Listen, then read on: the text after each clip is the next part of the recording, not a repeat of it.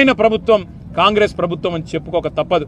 పేరు గొప్ప ఊరు దిబ్బ అన్నట్టు పేరుకేమో ప్రజాపాలన చేసేవేమో అన్ని అప్రజాస్వామిక పనులు అన్నట్టుగా ఇవాళ ఏకపక్షంగా పెద్దలు జగదీశ్వర్ రెడ్డి గారి గొంతు నొక్కడం అంటే ఇది జగదీశ్వర్ రెడ్డి గొంతు నొక్కడం కాదు, ఆయన ఒక్కడికి జరిగిన అవమానం కాదు.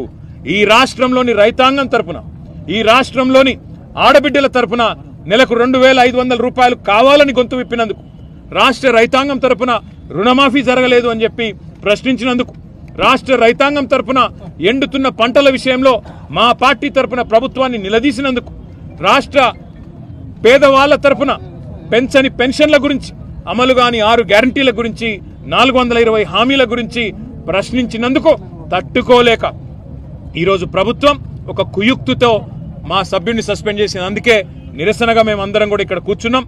ఇవాళ వాళ్ళు అనుకుంటా ఉన్నారు కేవలం ఒక గొంతు నొక్కినంత మాత్రాన, శాసనసభలో మా పార్టీ యొక్క సభ్యుడి యొక్క ప్రసంగానికి అంతరాయం కలిగించినంత మాత్రాన ఏదో సాధిస్తామని చెప్పి వాళ్ళు భ్రమపడతా ఉన్నారు. కానీ రాష్ట్రంలోని ప్రజలు అన్నీ గమనిస్తా ఉన్నారు.